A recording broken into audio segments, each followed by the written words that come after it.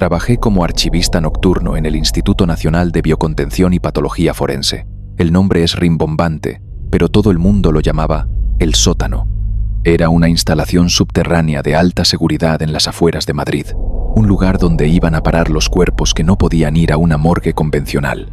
Víctimas de extraños agentes químicos, tripulaciones de accidentes experimentales, casos que la Guardia Civil marcaba con una bandera roja tan intensa que desaparecían de los registros públicos. Mi trabajo, sin embargo, era de una monotonía casi zen. Pasaba 8 horas en una sala de control de titanio y cristal blindado. Mi única compañía era el zumbido constante de los sistemas de refrigeración. Mi dominio era la cámara fría 4, el ala de máxima seguridad. No movía cuerpos, solo datos. Mi tarea era catalogar archivos digitales, monitorizar las constantes ambientales de las cámaras de estasis, una especie de nichos criogénicos, y asegurarme de que los sellos de bioseguridad permanecieran intactos. Veía los cuerpos como miniaturas en un monitor, siluetas borrosas tras un cristal esmerilado por el frío extremo. El aislamiento era absoluto. Estaba a 3 niveles bajo tierra. Mi supervisora, Elena, era una voz por el intercomunicador, conectada desde una oficina en la superficie. El protocolo era estricto: no entrar en la cámara bajo ninguna circunstancia, no hacer preguntas sobre los expedientes, observar, registrar, informar. Era el vigilante de un museo de tragedias anónimas. La noche del 18 de enero de 2023, algo rompió el silencio. Fue un susurro, apenas perceptible, captado por el micrófono de ambiente del pasillo central de la cámara 4. Sonaba como interferencia de radio, un siseo errático. Lo registré en la bitácora como posible fallo en el micrófono del sector Delta y no le di más importancia. Pero a la noche siguiente, el sonido volvió. Esta vez era más claro, no era estática, era una voz, o, más bien, el eco de una voz, articulando sílabas en un idioma que no podía identificar. No era español, ni inglés, ni nada que hubiera oído jamás. Sonaba gutural, lleno de clics y sonidos vocálicos extrañamente largos. Llamé a Elena. Elena, soy Daniel. Vuelvo a tener el audio anómalo en el sector Delta. Puse el altavoz para que lo escuchara. El susurro llenó mi sala de control.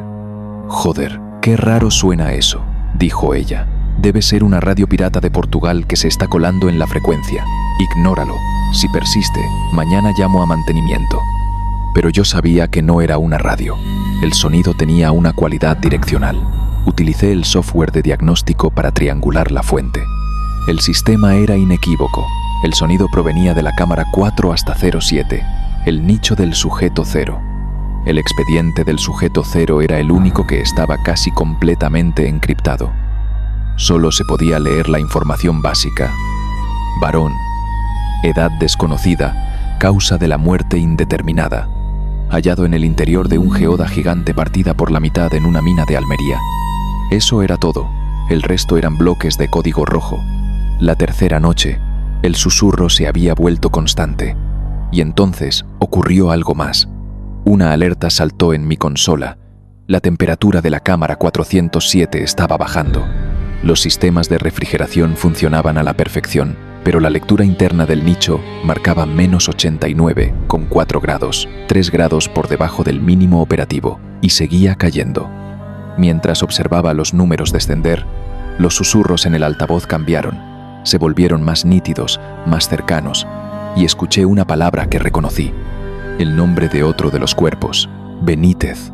Lo susurró con una claridad escalofriante. Benítez era el ocupante de la cámara 408, un piloto de pruebas. Luego susurró otro nombre, Aroa, la ocupante de la 406. Estaba leyendo los nombres de sus vecinos. Mi sangre se convirtió en hielo. Cogí el intercomunicador. Mi voz era un temblor. Elena, tienes que ver esto. La temperatura del 407 está en caída libre y está hablando. Está diciendo los nombres de los otros sujetos. Hubo un largo silencio. Daniel, eso es imposible. No hay micrófonos dentro de los nichos. Pues lo estoy escuchando. Y ahora la temperatura del 408 también está bajando. Miré el monitor. Era verdad. La cámara de Benítez había empezado a enfriarse. Era como si el frío se estuviera contagiando de un nicho a otro. No toques nada, Daniel. La voz de Elena era tensa, afilada. No salgas de la sala de control. Cierra el acceso al pasillo Delta desde tu consola. Ahora, solo observa. Voy a llamar a alguien. Bloqueé el pasillo. Una pesada compuerta de titanio descendió con un silbido hidráulico. Me sentía como un capitán hundiendo su propio barco. Los susurros continuaron, nombrando a cada ocupante de la fila. Cuando terminó con el último, se hizo el silencio. Un silencio denso, expectante. Y entonces, el susurro volvió. Pero esta vez, solo dijo una palabra. Daniel.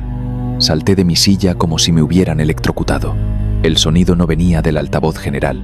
Venía del auricular de mi propio intercomunicador, el que usaba para hablar con Elena. Un circuito cerrado. Inviolable. Daniel, repitió, esta vez con una inflexión casi curiosa, y luego susurró otra cosa. Algo que nadie, absolutamente nadie en ese edificio podía saber. El nombre de mi perro de la infancia, que murió cuando yo tenía 10 años. El pánico se apoderó de mí. Aquella cosa no solo estaba leyendo los archivos, estaba leyendo mi mente. Miré la cámara de seguridad que apuntaba al cristal del nicho 407. La superficie, normalmente solo ligeramente escarchada, ahora estaba cubierta por una gruesa capa de hielo, y sobre el hielo se estaban formando patrones. Líneas complejas, fractales, que se dibujaban solas, como si una mano invisible estuviera tallando el hielo desde dentro. No eran patrones al azar, eran símbolos, glifos, una escritura. Las luces de la sala de control parpadearon y se apagaron. Las de emergencia se encendieron, sumergiéndolo todo en una luz roja. El sistema principal había caído, pero mi consola seguía encendida, alimentada por una batería independiente. No me había quedado a oscuras, me había quedado aislado. Y los símbolos en el cristal del 407 completaron su forma. No era una escritura aleatoria, era un mapa. Un esquema perfecto y detallado del sistema de ventilación de la cámara fría 4. Y en el mapa, un punto de luz brillante empezó a moverse desde la ubicación del nicho 407, avanzando lentamente por los conductos, dirigiéndose directamente hacia un punto marcado como sala de control. No venía por los pasillos, venía por el aire. La rejilla de ventilación que había sobre mi cabeza empezó a emitir un vaho helado. El metal crujió por el cambio de temperatura. El susurro ya no estaba en el auricular, estaba en la sala, a mi alrededor, en todas partes. La puerta de la sala de control estalló hacia adentro. No por una fuerza exterior, sino como si las bisagras se hubieran congelado y reventado. 2 hombres vestidos con trajes de contención negros entraron apuntándome con armas que no parecían de este mundo. No estaban allí para rescatarme, estaban allí para contenerme. Me sacaron a rastras y me sedaron. Cuando desperté, estaba en una habitación blanca, impecable. Un hombre de traje gris, que se presentó como el señor Garrido, me hizo una única pregunta. ¿Qué le dijo? Le conté todo. Los susurros, los nombres, la temperatura, el nombre de mi perro. Él escuchó sin pestañear. Cuando terminé, asintió lentamente. Cometimos un error de concepto, dijo con una calma aterradora. Asumimos que el sujeto cero era el contenido, que el cuerpo era el mensaje, pero nos equivocamos. El cuerpo no es más que el transmisor. La señal es lo importante.